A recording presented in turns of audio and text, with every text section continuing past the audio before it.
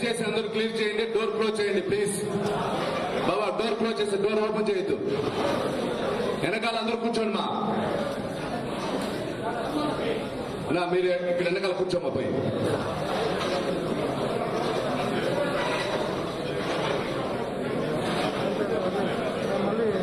దయచేసి మనం అందరూ సెల్ ఫోన్ కూడా ఏరోప్లేన్ మోడ్ పెట్టుకోవాల్సిందిగా కోరుతున్నాం.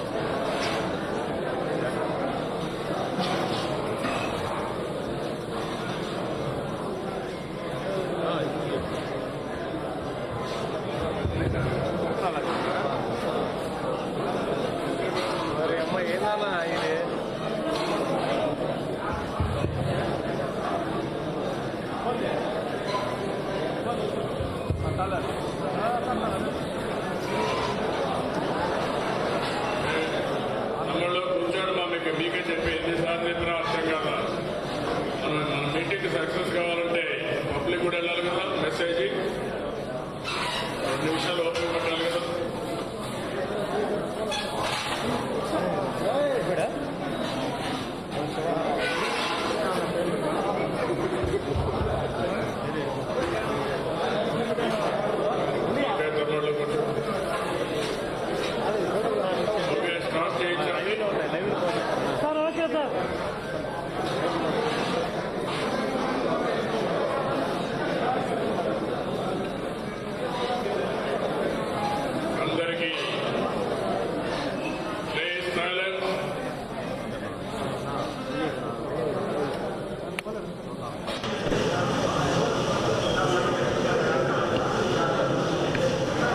అందరికీ నమస్కారాలు.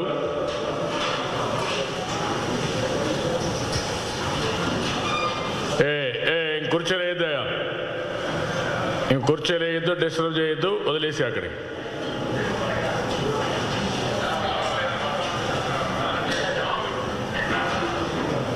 తమ్ముడు కుర్చీ లేదనమా, కూర్చోండి. ఒక 5 నిమిషాలు పర్వాలేదు, స్టాండ్ స్టిల్. అందరికీ నమస్కారాలు. రాష్ట్ర ప్రజలందరికీ కూడా నా నమస్కారాలు. మొన్న నిన్న 2 రోజులుగా ముంపు ప్రాంతాల్లో పర్యటించాను. మొన్నంతా కడప జిల్లాలో తిరిగాను. నిన్న చిత్తూరు జిల్లాలో తిరుపతి ప్రాంతంలో తిరిగాను. ఇవన్నీ చూసిన తర్వాత వర్షాలు అనేటివి ఈ సంవత్సరం ఎక్కువ పడుతున్నాయని చెప్పి ఎప్పటి నుంచో స్పష్టత ఉంది. ఎప్పటికప్పుడు నవంబర్లో కూడా ఈ సంవత్సరం మొదటి వారంలోనే అన్ని రిజర్వాయర్లు ఫుల్ అయిపోయి అప్పటికే ఫ్లడ్స్ వచ్చాయి. ఆ తర్వాత మళ్ళీ 18వ తారీఖున చెన్నై నగరం, ఈ సంవత్సరం అయితే చెన్నై కూడా 2-3 సార్లు ఫ్లడ్స్ రావడం, సిటీ మొత్తం సఫర్ కావడం అయింది. దాని అనుభవంతో మళ్ళీ చిత్తూరు, నెల్లూరు, కడప ప్రత్యేకంగా ఎక్కువ డ్యామేజ్ అవుతుందని ఫోర్కాస్టింగ్ వచ్చింది. రాయలసీమలో కూడా వర్షాలు ఎక్కువ పడతాయని ముందుగానే ఫోర్కాస్టింగ్ ఇచ్చారు. ఈ సందర్భంలో అప్రమత్తం కావలసిన ప్రభుత్వం అనుభవ రాహిత్యం కానీ, లేకుంటే అహంభావం కానీ, లేకుంటే ప్రకృతితో ఆడుకోవడం కానీ, ఇవన్నీ కలిసి ప్రజలకు ఒక శాపంగా మారిపోయింది. ఎప్పుడు కూడా ప్రకృతి వైపరీత్యాలు చెప్పి రావు. అక్కడే ప్రభుత్వాల యొక్క సమర్థత తెలుస్తుంది. ఒక సమర్థవంతమైన ప్రభుత్వం ఉంటే ఆ ప్రభుత్వ అడ్మినిస్ట్రేషన్ని ఎక్కడికక్కడ అప్రమత్తం చేయగలిగి బాధ్యతతో వ్యవహరిస్తే ప్రాణ నష్టం తగ్గుతుంది, ఆస్తి నష్టం తగ్గుతుంది, అసౌకర్యాలు తగ్గుతాయి. కానీ ఈ ప్రభుత్వం అది చేయలేదు. అందుకే మీరు చూస్తే మొత్తం కడప జిల్లాలో ఈరోజు కూడా పేపర్లన్నింటిలో వచ్చాయి, 5-6 గ్రామాలు పించా ప్రాజెక్టు, అదే మరి పక్కనుండే అన్నమయ్య ప్రాజెక్టు. పించా నుంచి అన్నమయ్యకు నీళ్లు వస్తాయి. అక్కడి నుంచి మనం చూస్తే కనీసం లాస్ట్ డే ఈ ఫ్లడ్ వచ్చినప్పుడు కూడా అప్రమత్తం చేయలేకపోయారు. జనరల్గా ఏ సైక్లోన్ వచ్చినా వార్మింగ్, డివార్మింగ్, లేకుంటే ముందుగానే అందరినీ నోటిఫై చేయడం, ఎంఆర్ఓలను అందరినీ ఇప్పుడు వాలంటీర్లు పెట్టారు వ్యవస్థ కొత్తగా 50 ఇండ్లకని. వాళ్ళకు కూడా ఏం సమాచారం ఇచ్చారో గాడ్ ఓన్లీ నోస్. ఒకప్పుడు ఊర్లో ఉండే irrigation department, revenue department, police department నేరుగా వెళ్ళి బలవంతంగా ఆ ఊర్లో ఉండేవాళ్ళను కూడా సురక్షిత ప్రాంతాలకు తరలిస్తారు. అది fundamental principle. There is a disaster management manual. అందులో నేనున్నప్పుడు ఒకసారి ఇదే మరి హరికేన్ ఇవన్నీ వచ్చిన తర్వాత, ఉదూద్ వచ్చిన తర్వాత మళ్ళీ ఆ డిజాస్టర్ మేనేజ్మెంట్ని, ఆ మాన్యువల్ని రివైవ్ చేశాం. అలాంటిది బొత్తిగా చేయకుండా ప్రజల పాపానికి వదిలిపెట్టారు. నాసిరకం పనులు చేశారు. పించాలో కానీ అన్నమయ్యలో కానీ నాసిరకం పనులు చేశారు. ఇంకొక పక్కన అసెట్స్ మేనేజ్మెంట్. ఏ ఆస్తి అయినా దాన్ని మేనేజ్ చేయకపోతే అది ఆటోమేటిక్గా నిరర్ధకమైన అసెట్గా తయారైపోతుంది, ఆస్తిగా తయారైపోతుంది.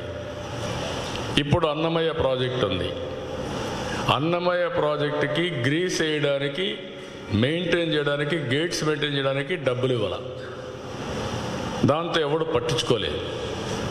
ఇప్పుడు గేట్ ఎత్తపోతే ఎత్తలేదని ఒక వర్షన్. ఇంకొక పక్కన కిందన నదిలో ఎక్కడికక్కడ ఇసుక ఉంది, ఇసుక మాఫియా ఇసుక తీసుకుంటున్నారు. ప్రొక్లైన్స్ ఉన్నాయి, టిప్పర్లు ఉన్నాయి. అన్నీ వదిలిపెడితే ఇవి కొట్టుకోబోతాయి. వీళ్ళ ఆస్తులు కాపాడుకోవడానికి, ఇసుక తీసుకోవడానికి ప్రజల ప్రాణాలు త్యాగం చేశారు. ఇప్పుడు దగ్గర 60 మంది లెక్క ప్రకారం కొనిపెట్టారు. ఒక 20 మంది 25 మంది మిస్ అయ్యన్నారు. రాత్రి కూడా నేను సుబ్బారావు ఇంటికి వెళ్ళాను. చనిపోయినప్పుడు 1 రోజు 2 రోజులు బాధపడి మనస్థిమితం చేసుకుంటాం. మనిషి డెడ్ బాడీ కూడా దొరకలేదంటే ఆ మానసిక క్షోభ అనుభవిస్తేనే తెలుస్తుంది ఆ కుటుంబానికి. ఆ సుబ్బారావు భార్య 1 వారం రోజుల నుంచి బెడ్ మీద ఉంది.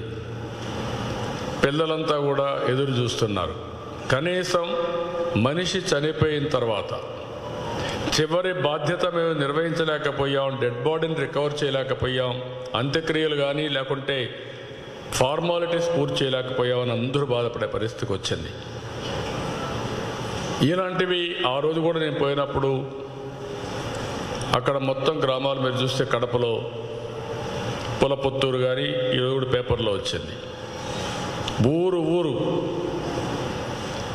ఒక శిథిలావస్థకి వెళ్ళిపోయింది. మనం కొన్ని ఊర్లు చూస్తూ ఉంటాం, ఎప్పుడో ఈ ఊరు ఇక్కడ ఉంది అని చెప్పుకునేవాళ్ళం. ఆ పరిస్థితిలో ఊరు తుడిచిపెట్టుకుపోయే పరిస్థితి వచ్చింది. వాళ్ళు చెప్పిన దానిపైన నేను ఒక అసెస్మెంట్ చేస్తే కొంతమంది చెప్పింది,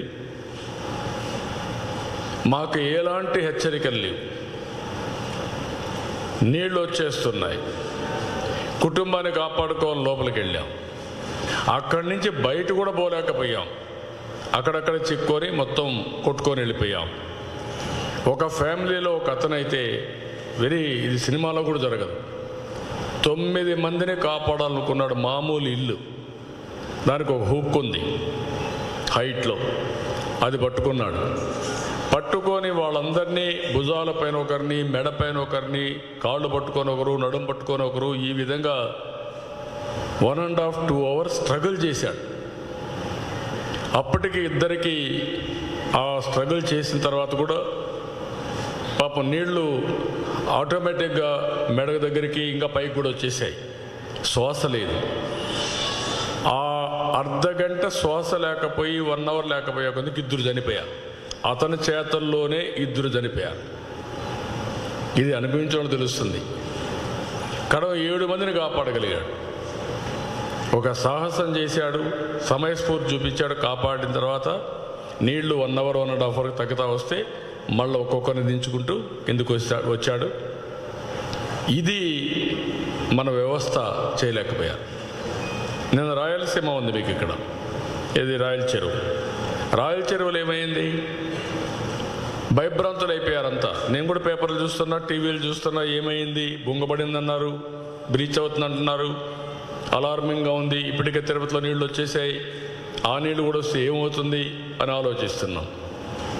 ఆలోచించిన తర్వాత కనీసం డిపార్ట్మెంట్ సీనియర్ ఆఫీసర్స్ వచ్చి అసర్టైన్ చేసి ఇది మేము కంట్రోల్ చేస్తున్నాం, ఇది బ్రీచ్ కాదు, ఎవరు భయపడాల్సిన అవసరం లేదు అని చెప్పలేకపోయారు, భరోసా ఇవ్వలేకపోయారు. అంటే ప్రభుత్వం ఎక్కడుందో నాకైతే అర్థం కావడం లేదు. రెండోది మనం చూస్తే ప్రకృతితో ఆడుకోవడం, అది డేంజరస్ ట్రెండ్. అది నిన్న ఏం జరిగింది? పెరమాళపల్లిలో ఒక చెరువు ఉంది, ఆ చెరువు బీచ్ అయింది. అక్కడి నుంచి పేరూరులో ఇంకొక చెరువు ఉంది, చిన్నప్పటి నుంచి మనం చూసామేంది, అది బ్రీచ్ అయింది. అది బ్రీచ్ అయిన తర్వాత ఎక్కడ రావాలి నీళ్లు? నేరుగా తుమ్మలగుంట చెరువుకు రావాలి. తుమ్మలగుంట చెరువుని క్రికెట్ స్టేడియంగా మార్చేశారు. అక్కడి నుంచి ఎక్కడే పోతుంది? స్వర్ణముఖిలోకి వెళ్ళాలి. స్వర్ణముఖిలోకి పోవలసిన నీళ్లు యూనివర్సిటీ దగ్గర నుంచి, ఎంఆర్పల్లి దగ్గర నుంచి మొత్తం ఆటోనగర్ వరకు మొత్తం కొట్టిపారేసింది. అందులో ఆ నీళ్ళు వచ్చిన తర్వాత ఒక అతను ల్యాంకోలో పనిచేస్తూ వచ్చి నీళ్ళంతా రోడ్డు ఉన్నాయి కాబట్టి ఎట్లా పోవాలని అర్థం కాకుండా ఫుట్పాత్ ఎక్కి, ఆ ఫుట్పాత్లో ఏవైతే మాన్యువల్ అవన్నీ ఉంటే అవి లేకపోయే కొందికి జారిపడి అతను ఎక్కడికి పోయాడో ఇంకా దిక్కు తెలియదు. ఇది మీరు అక్కడ పెక్యులర్గా మీరు చూస్తే స్వర్ణముఖిలో ఫ్లడ్ ఉంది, అది కూడా కళ్యాణ్ డ్యామ్ ఇవన్నీ సరిగా ఆపరేట్ చేయాలి. ఏమవుతుందంటే 3/4 వాటర్ రిలీజ్ చేసేయండి. వాటర్ ఎక్స్పెక్టేషన్ మీకు తెలుస్తుంది. క్యాచ్మెంట్ ఏరియాలో ఎంత రెయిన్ పడతా ఉంది, ఎంత వర్షం పడితే ఎంత నీళ్లు అక్కడ రీజనరేట్ అవుతాయి, ఆ నీళ్లు ఎట్లా వస్తాయి, ఫ్లో ఎట్లుంటుందని ఒక క్లారిటీ ఉంది. అలాంటి మెకానిజం ఎప్పుడో ఎస్టాబ్లిష్ చేశాం. అలాంటివి వచ్చినప్పుడు అడ్వాన్స్గా రిలీజ్ చేసి ఉంటే అన్నమయ్య ప్రాజెక్టులో కానీ, పించా ప్రాజెక్టులో కానీ, లేకపోతే ఇక్కడుండే కళ్యాణ్ డ్యామ్ కానీ ఇవన్నీ చేసుంటే మనకి ఇబ్బందులు వచ్చేటివి కాదు. రిలీజ్ ఆఫ్ వాటర్లో పూర్తిగా ఫెయిల్ అయ్యారు. అడ్మినిస్ట్రేషన్ కుప్పగూలిపోయింది. ఇంకొక పక్కన రాయల చెరువుకి ఇంకొక ప్రాబ్లం కూడా ఉంది. రాయల చెరువు మనం చూస్తే ఎప్పుడూ ఇంత నీళ్లు రాలేదు, వచ్చాయి. వచ్చిన తర్వాత దాన్ని మేనేజ్ చేయడంలో అవసరమైతే సీనియర్ ఆఫీసర్స్ వెళ్ళి పెద్ద పెద్ద పంపులు కూడా పెట్టి ఉండొచ్చు కావాలంటే. మేము పెట్టాం, చాలాసార్లు పెట్టాం. నేను తిరుపతిని చూస్తే నేను వస్తున్నానని కొన్ని నీళ్లు లాగారు తప్ప నిన్నటికి కూడా పంపులు పెట్టి నీళ్లు లిఫ్ట్ చేయాలనే ఆలోచన ఈ ప్రభుత్వానికి రాలేదు. ఎందుకు ఈ మాట వాడుతున్నానంటే ఎప్పుడైతే పంపులు పెట్టి వాటర్ అంతా లిఫ్ట్ చేస్తే మొత్తం ఈ బిజినెస్లు లేకపోతే చిన్న షాపులు ఇవన్నీ కూడా క్లీన్ చేసుకొని యాక్టివిటీ స్టార్ట్ అయిపోతుంది, లైవ్లీహుడ్ స్టార్ట్ అయిపోతుంది. అది కూడా చేయలేకపోయారు. అంటే వీళ్ళకి ఆలోచన లేదా, అజం ఉందా, నాకైతే అర్థం కావడం లేదు. ఇవన్నీ కూడా చూసిన తర్వాత it is a clear cut government వైఫల్యం, మ్యాన్ మేడ్ స్ట్రాటజీ, ఇది మ్యాన్ మేడ్ మిస్టేక్.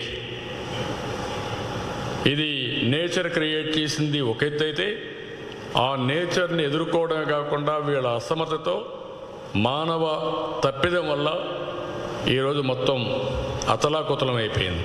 ఇది ఇట్లా జరుగుతూ ఉంటే ముఖ్యమంత్రి ఆనందంగా అసెంబ్లీలో పొగిడించుకుంటున్నాడు. ఇక్కడ అర్ధనాదాలు, అక్కడ పొగడతలు. Can you imagine this? మీకు పైశాచిక ఆనందం. వీళ్ళ ప్రజలు ఎక్కడికక్కడ కుటుంబ సభ్యులు పోగొట్టుకున్న వాళ్ళు, తిండి లేని వాళ్ళు, నీళ్లు లేని వాళ్ళు, లైవ్లీవుడ్ లేని వాళ్ళు ఇక్కడ బాధలు. ఇది ఈ రాష్ట్ర పరిస్థితి. దీన్ని చాలా తీవ్రంగా నేను ఖండిస్తున్నా, గర్హిస్తున్నా. ఈ మానవ తప్పిదం పైన ఒక జ్యుడిషియల్ ఎంక్వైరీ చేయాల్సిన అవసరం ఉంది. ఎవరు ఫెయిల్ అయ్యారు? ఎక్కడ ఫెయిల్ అయ్యారు? ఎందుకు ఇన్ టైం వాటర్ రిలీజ్ చేయలేదు? ఎందుకు ప్రాజెక్టులు ఇన్ టైం గ్రీస్ అవన్నీ వేసి మెయింటైన్ చేయలేదు? ఎందుకు మీరు తుమ్మలగుంట్లో క్రికెట్ స్టేడియం పెట్టిన దానివల్ల ఆ నీళ్లు పోకుండా నేరుగా ఊరి మీద పడి ఇంత నష్టం జరగడానికి కారణం అవునా కాదా? ఇది కామన్ మ్యాన్ మాట్లాడుతున్నాడు. నేను అడుగుతున్నా, ఇవన్నిటిపైన జ్యుడిషియల్ ఎంక్వైరీ చేయాలి. వాస్తవాలన్నీ బయట రావాలి. ఎవరు తప్పు చేస్తే వాళ్ళని పనిష్ చేయాలి. బాధ్యత, జవాబుదారీతనం రావాల్సిన అవసరం ఉంది. అది రావడం కోసం నేను డిమాండ్ చేస్తున్నా. కానీ మాకు అధికారం ఉందని మీ ఇష్ట ప్రకారం మీరు పోతే తప్పకుండా ఎవరైతే మీకు అధికారం ఇవ్వడానికి దోహదం చేశారో వాళ్లే మిమ్మల్ని పాతాళాన్ని తొక్కేసే పరిస్థితి వస్తుంది. చాలా ఆవేశం ఉంది, బాధ ఉంది, కంట్రోల్ చేసుకోవాల్సి వస్తూ ఉంది. మొత్తం ప్రిపేర్నెస్లో ఫెయిల్ అయ్యారు, రిలీఫ్లో ఫెయిల్ అయ్యారు. ముందుగా అనుకున్నట్టు బాధ వచ్చేది కాదు. ఓకే, కొంచెం పరిస్థితులు చక్కదు. 2, రిలీఫ్ ఇచ్చారా? ఎక్కడా కనపడ. ఒక ఎన్టీఆర్ మెమోరియల్ ట్రస్ట్ సుమారు 40,000 మందికి సహాయం చేశారు.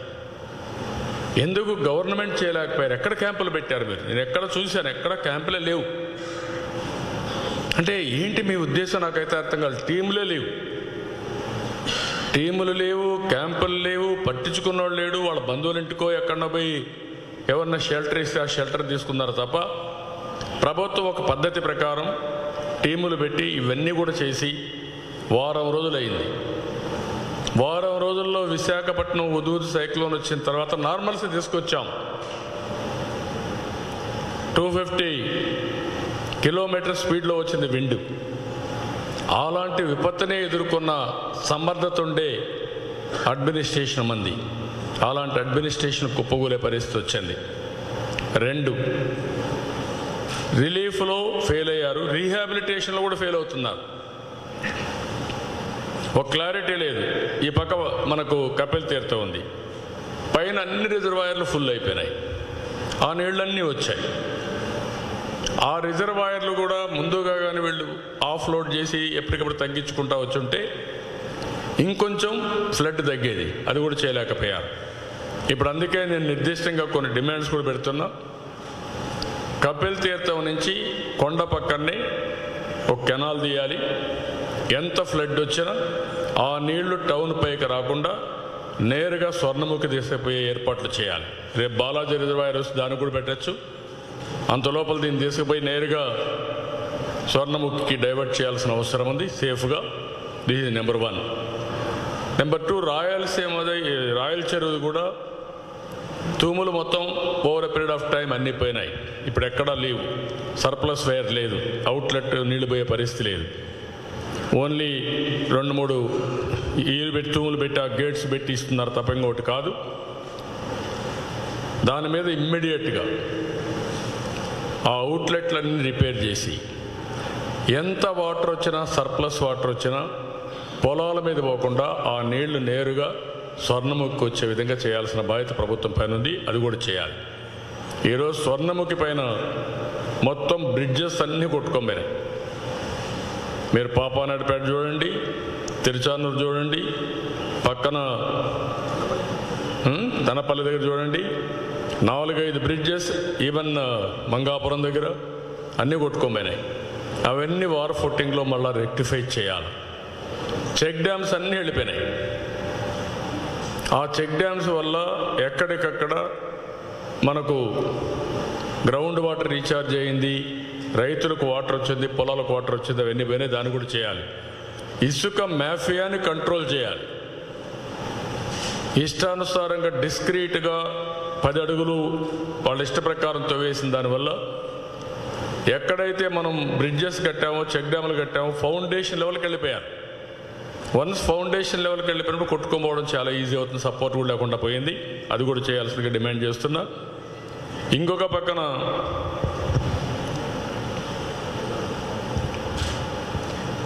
అదే మాదిరిగా అవిలాల్ చెరువు, అది మేజర్ ఇష్యూ ఉంది.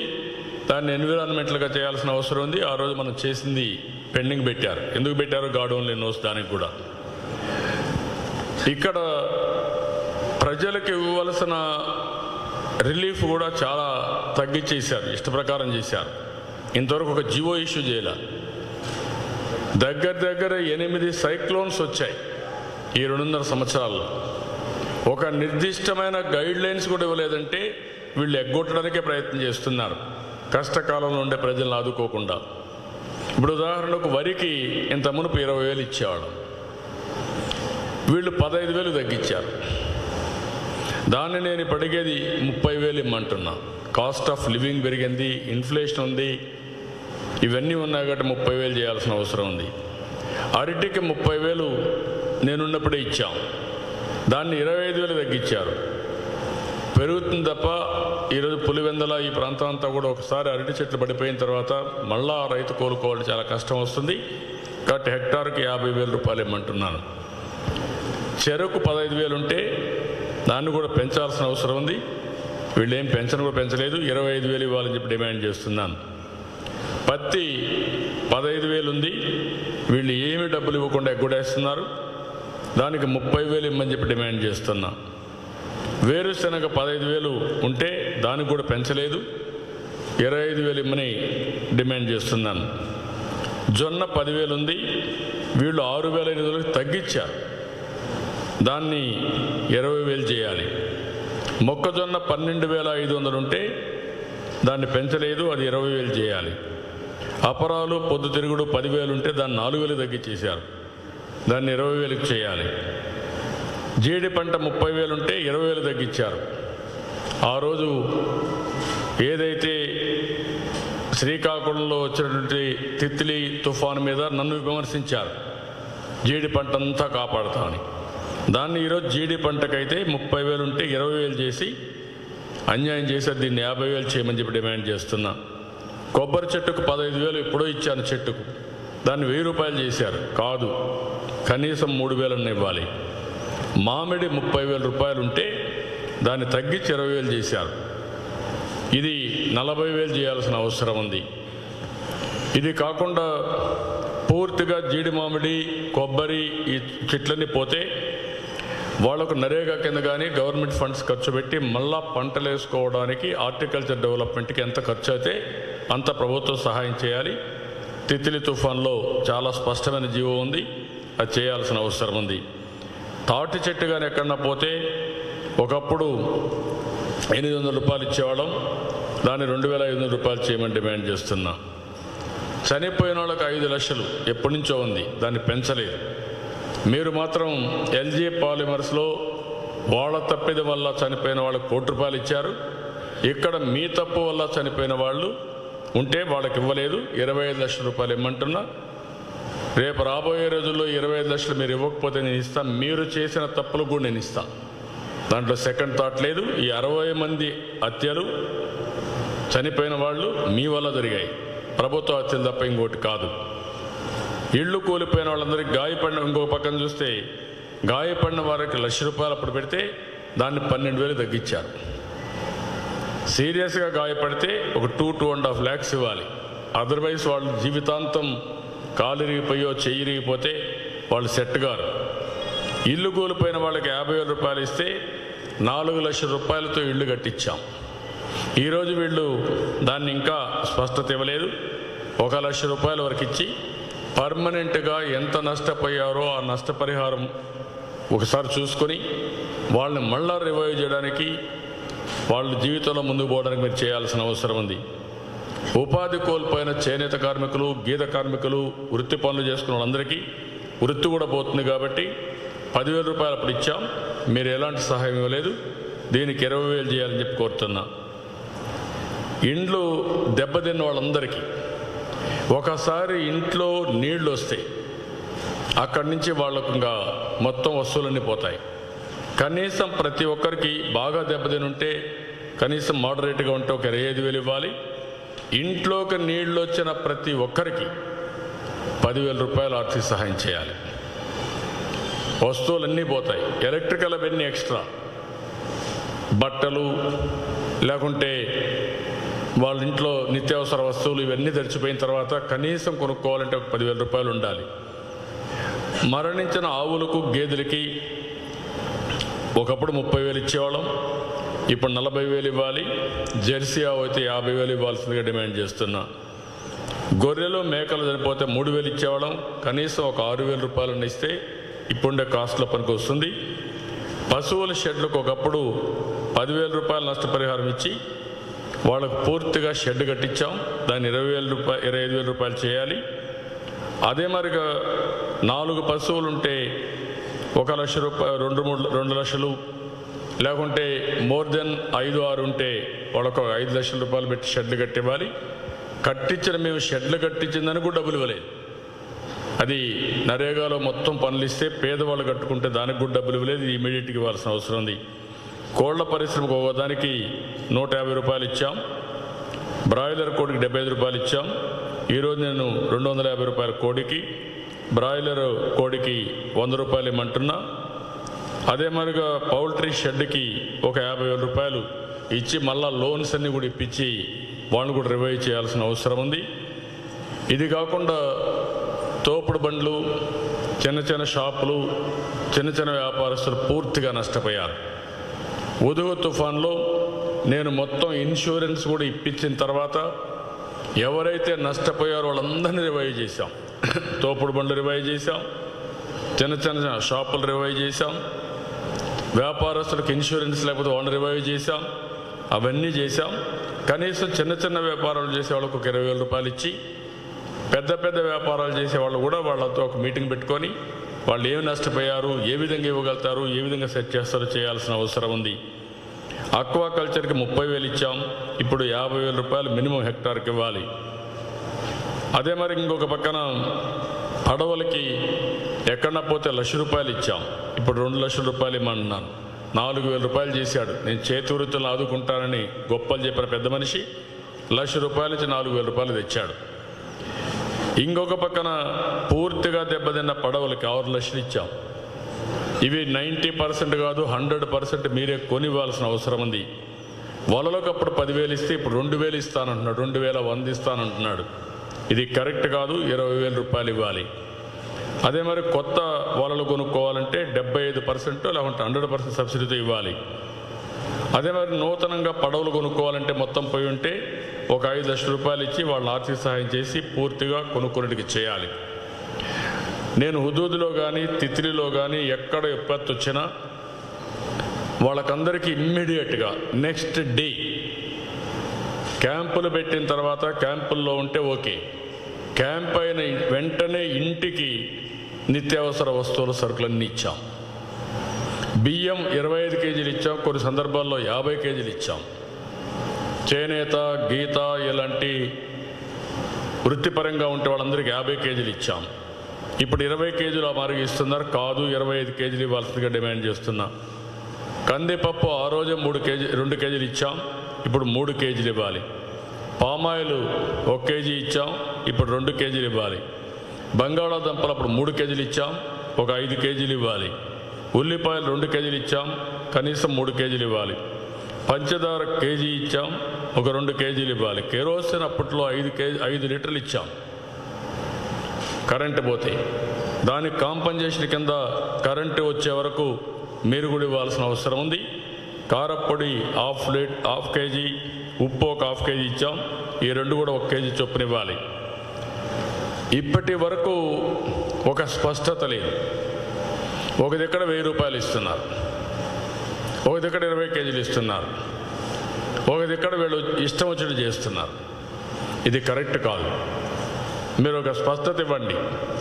నేను 96, 97 ఆ ప్రాంతంలో హరికేన్ తుఫాను వస్తే ఈస్ట్ గోదావరిలో నేను పేపర్లో యాడ్ ఇచ్చాను. ప్రతి ఒక్క కుటుంబానికి ఇవన్నీ ఇవ్వాలి, దిస్ ఈజ్ యువర్ రైట్, మీరు ఎంటైటిల్డ్ మీరు డిమాండ్ చేసి తీసుకోమని చెప్పి నేను యాడ్ ఇచ్చాను. ముఖ్యమంత్రి Jagan Reddy everyday full page ad ఇచ్చుకున్నాడు సాక్షి పేపర్లో. దీనికి ఇవ్వండి, దానికి కాదు కావాల్సింది. తప్పుడు వార్తలు రాయడానికి యాడ్ ఇచ్చుకోవడం కాదు. మీరేమి ఇస్తారో ప్రజల్లో చైతన్యం తేవాలంటే, ట్రాన్స్పరెన్సీ ఉండాలంటే ఇక్కడ ఇవ్వాల్సిన అవసరం ఉంది. ఏమి ఇస్తారు ఇవన్నీ చెప్పండి మీరు. కాబట్టి ఇవన్నీ చెప్పి మేము చాలా స్పష్టంగా ఈ ప్రభుత్వాన్ని చేస్తున్నాం. ఈ ముఖ్యమంత్రికి రంగులేసుకోవడానికి 4,000 కోట్ల రూపాయలు ఖర్చు పెట్టాడు. రంగులు తీయడానికి మళ్ళీ ఒక 2,000 రూపాయలు ఖర్చు పెట్టాడు. నిన్న కూడా మేము కట్టినటువంటి ఇవి వేస్ట్ ఎనర్జీ ప్లాంట్స్కి రంగులు వేసుకోవడానికి సిగ్గు కూడా లేకుండా డబ్బులు ఖర్చు పెడుతున్నారు. దానికి కాదు ఖర్చు పెట్టాల్సింది. ఎవరైతే వరదల్లో చిక్కుకుపోయి మీ వైఫల్యం వల్ల నష్టపోయారో వాళ్ళని ఆదుకోండి. డబ్బులు సద్వినియోగం చేయమని, ట్రెజరీని సద్వినియోగం చేయమని కూడా కోరుతున్నా. ఈ ప్రాంతంలో కొన్ని ఎక్కడైతే భయంకరమైన పరిస్థితులు, నీళ్లు రావడం లేదు ఇప్పటికి కూడా. వాళ్ళంతా మామూలుగా ఫోన్ చేస్తే మీరు ట్యాప్ వాటర్ తాగండి, ఏదో ఒకటి తాగండి. కొంతమంది అయితే మరీ బెదిరిస్తున్నారు ఆఫీసర్ కూడా. ఏంటి ఇది కొత్త సంస్కృతి, నాకైతే అర్థం కాదు. ఏంటి పదే పదే ఫోన్ చేస్తారు, ఏం పని లేదా మీకని. కొంతమంది గట్టిగా అడిగితే వాళ్ళ ఇంటికి పోయి దౌర్జన్యాలు చేస్తున్నారు. ఇది నేను కొత్త వింత, కొత్త పోకడకు. ఒకప్పుడు ప్రజలు ఎవరైనా వస్తే, ఇలాంటి విపత్తు వస్తే ఆ ప్రాంతంలో కానీ ఫెయిల్ అయితే పోవాలంటే భయపడేవాళ్ళు. ఇప్పుడు కొంతమంది అధికారులే బాధితులపైన దాడులు చేసే పరిస్థితికి వచ్చారు. ఇది రివర్స్. ఇది నాకు చాలా విచిత్రం అనిపిస్తూ ఉంది. నిన్న చాలామంది అంటున్నారు, నిన్న మేము గట్టిగా అడిగితే మా ఇంటికి వచ్చి ఎందుకు ఏమనుకుంటున్నావు నువ్వు, తమాషలాడుతున్నావు అని చెప్పి బెదిరిస్తున్నారు, కొట్టడానికి వస్తున్నారని చెప్పే పరిస్థితికి వచ్చారు. ఈ సంస్కృతి పోవాలి. ఇది పోకపోతే మాత్రం చాలా సీరియస్గా ఉంటుంది. ఈ విషయాన్ని గుర్తుపెట్టుకోవాల్సిన అవసరం ఉంది. మెడికల్ క్యాంపులు కూడా పెట్టాలి. ఇప్పుడు దీనివల్ల కొన్ని డిసీజెస్ కూడా పెరిగే పరిస్థితి వస్తుంది. అది కూడా చేయాల్సిందిగా నేను డిమాండ్ చేస్తున్నా. మొత్తం ఇప్పటికే ఒక 60-62 మంది చనిపోయారని చెప్పి వస్తూ ఉంది. మళ్ళీ రేపు నుంచి మళ్ళా తుఫాన్ ఉంటుంది. ఒకవేళ డైల్యూట్ అయితే చెప్పలేం కానీ, లేకుంటే మళ్ళీ సీరియస్ తుఫాన్ వచ్చే పరిస్థితి వస్తూ ఉంది. అది కానీ వస్తే మళ్ళా ప్రాబ్లం వస్తుంది. ఉద్హుద్లో చనిపోయింది 21 మంది, తిత్రిలో చనిపోయింది 16 మంది. అంత పెద్ద విపత్తులో ప్రాణ నష్టాన్ని కాపాడగలిగితే, ఇంత చిన్న విపత్తు నుంచి మీరు కాపాడలేకపోయారంటే ఇది మీ అసమర్థత కాదా అని మిమ్మల్ని అడుగుతున్నా. ఇలాంటివన్నీ కూడా కొన్ని ఎక్కడైతే తుఫాన్లో నష్టపోయిన రైతులకి సిగ్గేస్తుంది చెప్పాలంటే కూడా 10 రూపాయలు, 20 రూపాయలు, 30 రూపాయలు ఇచ్చారు. బీడీ ఖర్చులకా దేనికి ఇచ్చారు? నాకు 10 రూపాయలు నష్టం జరుగుతుందంటే రైతుకి. ఇప్పుడు ముఖ్యమంత్రి చెప్తున్నాడు ఏమని, మీరెవ్వరు కూడా వరి పంట వేయొద్దని అంటున్నారు గవర్నమెంట్. వరి పంట వేయొద్దు, వేరే పంటలకు నష్టపరిహారం ఇవ్వద్దు. చిత్తూరులో ఏం జరిగింది? మామిడి రైతులు రేట్లు పడిపోయి మొత్తం వస్తే వాళ్లతో ఆలోచించబడి ఇక్కడ ఉండే రాజకీయ నాయకులు దాన్ని కూడా ఎక్స్ప్లాయిట్ చేసుకొని డబ్బులు చేసుకొని తిరిగి తెలుగుదేశం పార్టీ పైన బ్లేమ్ చేసే పరిస్థితికి వచ్చారు. అవి మానండి. ఇంకా 24 గంటల తెలుగుదేశం పార్టీ పైన పని ఏడవడం కంటే 2.5 సంవత్సరాలు అయింది. మీరు చేసే పనులు చెప్పి ప్రజల్ని మెప్పించండి. కానీ ఇష్ట ప్రకారం మా పైన దాడులు చేయడమో, కేసులు పెట్టడమో చేస్తే మాత్రం మీకు చాలా సమస్యలు వస్తాయి. నేను ఇప్పుడు కూడా చెప్తున్నా మళ్ళా ఆఫీసర్ని, వరదల కోసం మేము బయట వస్తే కూడా కేసులు పెట్టే పరిస్థితికి వస్తున్నారు. మీరు సర్వీస్ చేయరు, సర్వీస్ చేసే వాళ్ళపై తప్పుడు కేసులు పెడతారు. నిన్న రాయల చెరువుకు ముందు రోజు వైఎస్ఆర్ కాంగ్రెస్ నాయకులు చోటా మోటా అందరూ వెళ్ళారు. నేను వెళ్తానంటే మా జిల్లా పార్టీ ప్రెసిడెంట్కి నోటీసు పంపిస్తారు మీరు పోవడానికి లేదని. What is this? ఏమనుకుంటున్నారు మీరు? ఇది పద్ధతి కాదని చెప్పి మరొక్కసారి హెచ్చరిస్తూ ఈ డిమాండ్స్ అన్నీ కూడా పెట్టి ప్రజల్లోకి తీసుకెళ్తాం. ప్రభుత్వం పైన ఒత్తిడి తీసుకొస్తాం. ఒకవేళ చేయకపోతే ఆందోళన కూడా చేస్తాం. బాధితులకు అండగా ఉండాలని పార్టీ నిర్ణయించాం. దాని ప్రకారం ఫాలో అవుతాం. నేను దీనిపైన సిఎస్ కూడా ఈరోజు రేపు లెటర్స్ కూడా రాస్తాను. Any questions 1 or 2?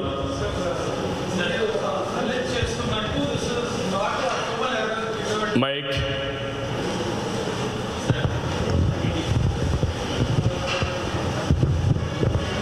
So the ruling party is maintaining that this is not a human error-triggered calamity, it is a natural calamity on one hand. And it goes on further to allege that Annamaya project redesigns were submitted to the previous government, but the previous government did not go ahead with the redesign, which is what led to the catastrophe. What do you have to say? నేనేమంటానంటే చేతగాని వాళ్ళు ఎప్పుడు కూడా సాకులు ఎత్తుక్కుంటారు. అలాంటి చేతగాని వాళ్ళు వెళ్ళి నేను అడిగింది ఎందుకు సకాలంలో మీరు అలర్ట్ చేయలేదు చెప్పమంటున్నా, ఎందుకు ముందు జాగ్రత్తలు తీసుకోలేదు చెప్పమంటున్నా. కాదు ప్రీవియస్ గవర్నమెంట్కి ఏదో పంపించారు, అక్కడే చూస్తున్నారు కాబట్టి మేము ఫెయిల్ అయ్యాం. ఇంకా ఎన్ని రోజులు ఆడిపోసుకొని బతుకుతారు మీరు? మీ చేతగానితనం అడుగడుగున ఎండగట్టే పని. నేను అడుగుతున్నా ఒకే మాట, కడప జిల్లాలో ఇంత బీభత్సం జరిగితే ముఖ్యమంత్రి అసెంబ్లీ పెట్టుకోవడానికి ఏమాత్రం సిగ్గు అనిపించలేదా? దిగాలనిపించలేదా? వాళ్ళని పరామర్శించాలనిపించలేదా? ఓదార్చాలనిపించలేదా? మీ తండ్రి చనిపోతే ఏదో కారణాల వల్ల చనిపోయిన వాళ్ళని 4 ఏళ్ళు ఓదారుస్తారా మీరు? ఇక్కడ చనిపోయిన వాళ్ళు ఇంటికి పోరా మీరు? పరామర్శించరా మీరు? అంటే మీ పని అయిపోయిందనే కదా. మళ్ళా సిగ్గు లేకుండా వేరే పార్టీ పైన మీరు నెపం వేస్తారా? తెలుగుదేశం పార్టీ హయాంలో చెప్పాను, ఉదులో అంత పెద్ద విపత్తులు 20 మంది చనిపోయారు, తిత్తిలో 16 మంది చనిపోయారు. మీరు ఎంతమంది చనిపోయారు? 60 మంది చనిపోయారు. ఎవరు కారణం దీనికి? మీరు కాదా? దానికి సమాధానం చెప్పంటే ఇక్కడ మ్యాన్ హోల్ ఉంది, సుబ్బారావు చనిపోయాడు, డెడ్ బాడీ ఎత్తికారా మీరు? మీకు లెక్కలేదా? అంటే సెంటిమెంట్ అని తెలియదా మీకు? మన సంస్కృతి తెలియదా? ఆ కుటుంబానికి ఏం సమాధానం చెప్తారు? ఇవి అడుగుతున్నా నేను. కాబట్టి ఎప్పుడు కూడా వీళ్ళు చేసినంత 2 ఏళ్ళ నుంచి తెలుగుదేశం పార్టీ పైన ఎదురుదాడి చేయడం కాదు, ప్రజల్లోనే అర్థం చేసుకున్నారు అప్పుడు ఏం చేశామని. ప్రతి ఒక్క ఇంటికి తెలుసు, ప్రతి ఒక్క వ్యక్తికి తెలుసు. ఒక సంక్షోభం వస్తే తెలుగుదేశం పార్టీ ఎట్లా పనిచేస్తుందో తిత్లీ కానీ హుదూద్ కానీ బెంచ్ మార్క్.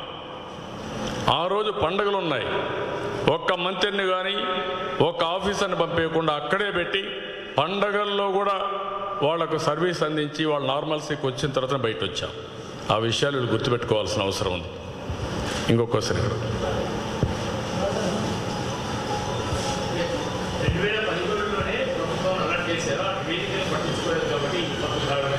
అదేనాయా నేను చెప్పేది, నువ్వు అర్థం ఇనయ్యా 2 ఏళ్ళేం గాడిదలు కాసావా? 2.5 years గాడిదలు కాసావా? ఏం చేసావా నువ్వు? ఏం మాట్లాడతావు? అడిగేవాళ్ళు కూడా మీరు అక్కడ అడగాల, నీకు కూడా భయం. అందుకే 2430 పేపర్ల మీద ఆంక్షలు పెట్టినా మీరేం చేయలేకపోయారు. గుర్తుపెట్టుకోండి ఇవన్నీ. నన్ను క్వశ్చన్ చేయడం కాదు, నన్ను క్వశ్చన్ చేసే అర్హతే లేదు వీళ్ళకి.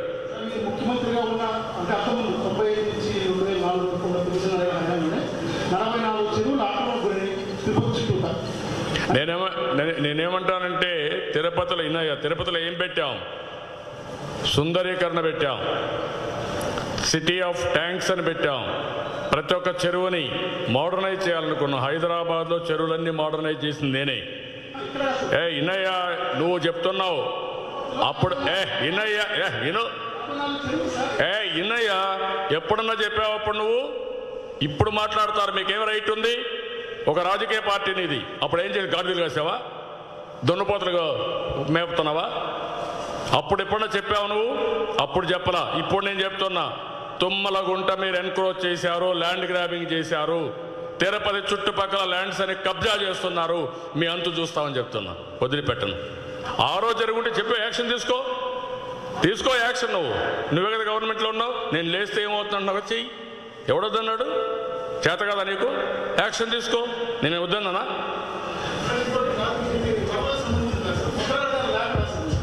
వదిలిపెట్టావన్నీ. ఎందుకయ్యా స్పందన? నేను అడుగుతాను, ఎవరు అడగాలయ్యా? ఇనయ్యా రిజర్వేషన్స్ పెట్టిన వాళ్ళపైన లేఖ రాస్తాడు, విదేశీ విద్య పెట్టిన వాళ్ళని లేఖ రాస్తాడు, రిజర్వేషన్లు పెట్టిన వాళ్ళపైన లేఖ రాయడు. ఇంక దాన్ని బట్టి నీకు అర్థం కాల? సందర్భం కాదు. ఇప్పుడు కాంట్రవర్సీ మాట మీకు కూడా గుర్తుపెట్టుకోవాలి, మీడియా కూడా. సమయం, సందర్భం, ప్రజల ఇబ్బందులు, ప్రజల సమస్యలు మీరు గుర్తుపెట్టుకు మాట్లాడాలి. మీకు ఇంకా కూడా మీరు కూడా ఏదో డీవియేట్ చేయడానికి హిడెన్ అజెండా పెట్టుకొని వస్తున్నారు కూడా నాకు తెలియదు. I don't want to divert. నేను వచ్చింది వరదల కోసం వచ్చాను. వరదల్లో రాని వాళ్ళని మీరు అడగాలి. నవంబర్లో వచ్చిన 2 spells of rains, third spell పడ్డ వర్షాలకి ఫ్లడింగ్. ఇప్పుడు కరువు ప్రాంతమైన రాయలసీమతో పాటు నెల్లూరుకి 4th spell of rains are predicted. How prepared should be the state government in dealing with the 4th spell of rains which are predicted? And what is your advice as a Chief Minister who served the state for 14 years? నేనేమంటానంటే, ఇలాంటి విపత్తు వచ్చినప్పుడు నవంబర్లో 2 సార్లు వచ్చింది. ప్రీ-11 ఒకసారి వచ్చింది, 18th రెండోసారి వచ్చింది, 27th నుంచి 3వసారి వస్తుందని ప్రిడిక్ట్ చేస్తున్నారు. 4వది ఇది. ఫస్ట్ అంత ముందు వచ్చిన వరదలు కాకుండా. ఇప్పుడు నేననేది ఏంటంటే, మీరు ఈ సమయంలో కూడా కాలక్షేపం చేయకుండా మీ అసమర్థతతో మీరు రాజకీయ అజెండాలు పెట్టుకొని ముందుకు పోవడం కాకుండా శ్రద్ధ పెట్టండి. రిజర్వాయర్స్ అన్నీ కూడా వాటర్ మేనేజ్మెంట్ పర్ఫెక్ట్గా చేయండి. రెండోది, ముందుగా ప్రిపేర్డ్నెస్ ఉండండి. మళ్ళీ ఇప్పుడు జరిగిన దానికే మీరు సహాయం చేయలేకపోయారు ఇంతవరకు. రేపు వస్తానే మళ్ళా కానీ వాటర్ వస్తే, మళ్ళా విపత్తు వస్తే ఎంత బాధ ఉంటుందో కంటిన్యూగా సఫర్ అయ్యే పరిస్థితి వస్తుంది. ఫస్ట్ ఆఫ్ ఆల్ ఇప్పుడు జరిగిన దానికి నష్టపరిహారం అవన్నీ కంప్లీట్ చేయాలా. ఇప్పుడు జరిగినటువంటి బ్రీచెస్ అవన్నీ కూడా క్లోజ్ చేయాలా. ఆ తర్వాత రాబోయేదానికి ప్రిపేర్ కావాల్సిన అవసరం ఉంది. క్లియర్ కట్గా మీరు ఒక యాక్షన్ ప్లాన్ తయారు చేసుకోండి. మీ పొగడ్తలను వదిలిపెట్టుకోండి. 4 రోజులు పోస్ట్పోన్ చేసుకుంటే ఏం కొప్పలు గొలిపో, తర్వాత పూడించుకుందరు బట్రాజు వారిగా. మాకేం బాధలే. ఇప్పుడు ప్రజలను ఆదుకోమని కోరుతాను.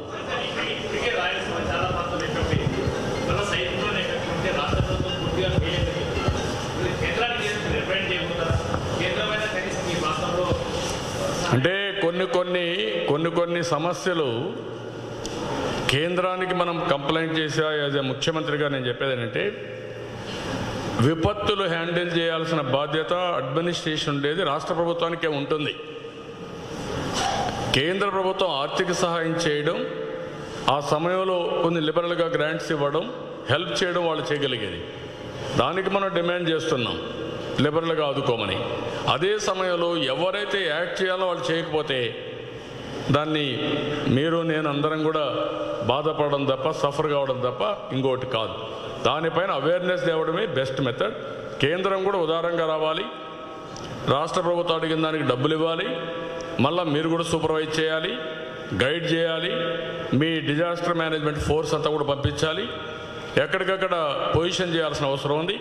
రాష్ట్ర ప్రభుత్వంలో ఉండే పెద్దలందరికీ తోబలుకుతున్న ఫోటోల కోసం పనిచేయొద్దండి. హెలికాప్టర్లో వీళ్ళే తిరిగేస్తూ ఉన్నట్టు ఎందుకు హెలికాప్టర్ తిరుగుతారు నాకైతే అర్థం కాలేదు. వై యు ఆర్ అంటే ఇది మిస్యూజ్ ఆఫ్ ఇది తప్ప, ఇది యాక్షన్ తప్ప, ప్రిటెన్షన్ తప్ప ఇది కాదు.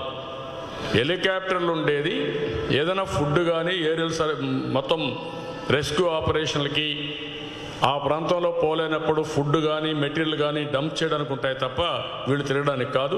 ఆ విషయం గుర్తుపెట్టుకోవాలి.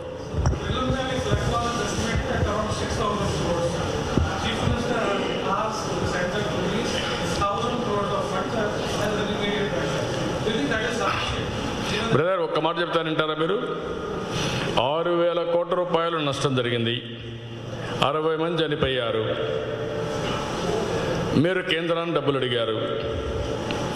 మీకు కెలామిటీ ఫండ్ ఒకటి ఉంది.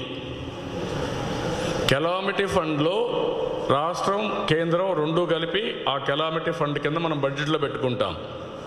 మీరు ఇది ఖర్చు పెట్టిన తర్వాత వాళ్ళు రీఎంబర్స్ చేస్తారు. మీరు ఎంత ఖర్చు పెట్టారు ఇప్పటికీ? 10 కోట్ల, 5 కోట్ల? ఎంత రిలీజ్ చేశారు చెప్పండి? Anybody you can answer? What a government! నువ్వు 100 కోట్లు ఖర్చు పెట్టకుండా, 100 కోట్లు రిలీజ్ చేయకుండా నాకు 1000 కోట్లు, 5,000 కోట్లు అంటే ఎవడిస్తాడు? ముందు మనం ఖర్చు పెట్టాలి, రీఎంబర్స్మెంట్ కోసం ఫైట్ చేయాలి, సహాయం కోసం ఫైట్ చేయాలి. That is missing. అదే వీళ్ళకి అడ్మినిస్ట్రేషన్లో కానీ చేతగానితనం, అనుభవం లేకుండా పోవడం, మొత్తం చతికిల పడడం. నేను కూడా చేశాను. దేవేగౌడ ఉద్యోగులు అయితే ఎన్ని హరికేన్స్ తుఫాన్లో దేవేగౌడ తీసుకొచ్చాను. కానీ ఆయన కోసం నేను వెయిట్ చేయాలి. 24 hours 48 hours మొత్తం రోడ్స్ అని క్లియర్ చేయించాను. ఉద్యోగులు ప్రధానమంత్రిని తీసుకొచ్చాం, నరేంద్ర మోడీ తీసుకొచ్చాం, చూపించాం. అదే సమయంలో ఆయన కోసం నేను వెయిట్ చేయలేదు. మొత్తం డబ్బులు ఖర్చు పెట్టి వారంలో నార్మల్స్ తీసుకొచ్చాం. అది తీసుకొస్తూనే డిమాండ్ చేయాలి, ఫైట్ చేయాలి. అది బొత్తిగా లేదు ఇక్కడ. నేను ఫస్ట్ టైం చూస్తే 2 కోట్లు 4 కోట్లు నాకే సిగ్గు అనిపించింది. 4 కోట్లు అంటే ఇచ్చేది ఎవరన్నా మిమ్మల్ని ఏమనుకుంటారండి? ఇంకోటి కూడా ఉంది ఇక్కడ. ఎప్పుడు కూడా డిజాస్టర్ వచ్చినప్పుడు ఆల్ ఎగ్జంప్షన్స్, ఫాస్ట్ ట్రాక్ ఎక్స్పెండిచర్కి మళ్ళీ గవర్నమెంట్కి రాయాల్సిన పని లేదు. గవర్నమెంట్ గైడ్ లైన్స్ ఇస్తే గైడ్ లైన్స్ ప్రకారం ఉండే గైడ్ లైన్స్ యాక్ట్ చేయాల్సిన బాధ్యత జిల్లా అడ్మినిస్ట్రేషన్ పైన ఉంది. రిలీఫ్ ఇప్పుడు ఇన్ని కేజీలు ఇచ్చాం, ఒక జీవో ఉంది. ఆ జీవో ఇన్ఫోర్స్, మళ్ళీ దాన్ని తగ్గించి ఇవ్వడం, ఎక్కువ ఇవ్వడం అది నీకు డిస్క్రిప్షన్ లేదు, అది ఇమ్మీడియట్గా ఇవ్వాలి. ఇవన్నీ ఉన్నాయి. ఆ విషయం మీరు గుర్తుపెట్టుకోవాల్సిన అవసరం ఉంది. ఇక్కడ నేను ఏంటంటే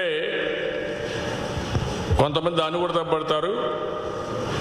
భట్రాజ్ అనేది ఒక కమ్యూనిటీ, ఆ కమ్యూనిటీని ఎప్పుడు కూడా నేను అవమానించే పరిస్థితి రాదు. పొగిడించుకోవడం తప్పు, ఆ మాట మాట్లాడాను. నేను ఎప్పుడైనా సరే ఏ కులమైనా సరే నేను చాలా జాగ్రత్తగా ఉంటాను. కానీ అసెంబ్లీలో జరిగేది చూసిన తర్వాత, వీళ్ళు పొగిడించుకోవడం చూసిన తర్వాత బాధ వేస్తుంది. అన్ని కులాలను రెస్పెక్ట్ చేయడంలో తెలుగుదేశం పార్టీ ముందుంటాం, ఇప్పుడు ఉంటాం, భవిష్యత్తులో ఉంటాం. అందరి యొక్క ఆత్మగౌరవాన్ని కాపాడుతాం.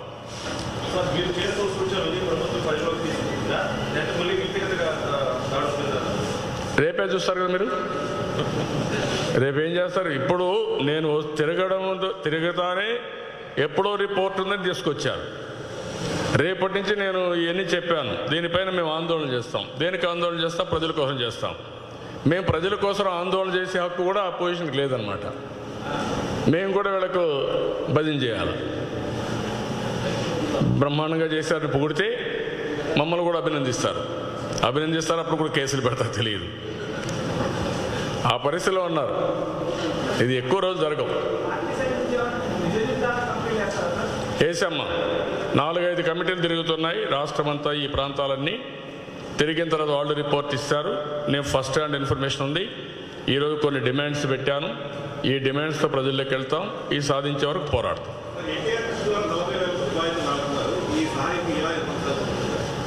ఎంత నేనేమంటానంటే, ఒక ఎన్జిఓ కొన్ని లిమిటేషన్స్ ఉంటాయి.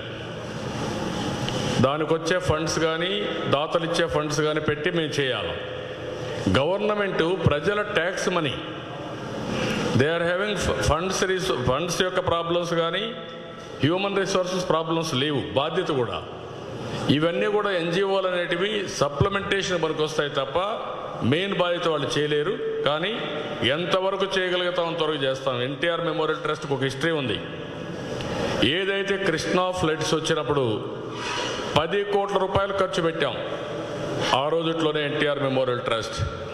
రెండోది, ఉత్తరాఖండ్లో వరదలు వచ్చినప్పుడు ఎన్టీఆర్ మెమోరియల్ ట్రస్ట్ అక్కడి నుంచి బాధితులందరినీ స్పెషల్ ఫ్లైట్లు పెట్టి వాళ్ళ ఊరికి తీసుకుపోయి ఇంటి దగ్గర వదిలిపెట్టాం. ఇలాంటి సందర్భాలు చాలాసార్లు, ఎక్కడ వరదలు వచ్చినా, ఎక్కడ తుఫాన్ వచ్చినా, ఎక్కడ తెలుగు వాళ్ళు వేరే ఎక్కడ చెక్కుకుపోయినా, ఒక కెలామిటీ వచ్చినా హెల్ప్ చేశాం. ఇప్పుడు కూడా కొనసాగిస్తాం. అందుకే ఈసారి ఎన్టీఆర్ మెమోరియల్ ట్రస్ట్ ద్వారా 1 లక్ష రూపాయలు ఆర్థిక సహాయం చనిపోయినందరికీ ఇస్తాం. 2, కడప జిల్లాలో చాలా డివాస్టేషన్ ఎక్కువ ఉంది కాబట్టి ప్రతి ఒక్క కుటుంబానికి ఒక 5,000 రూపాయలు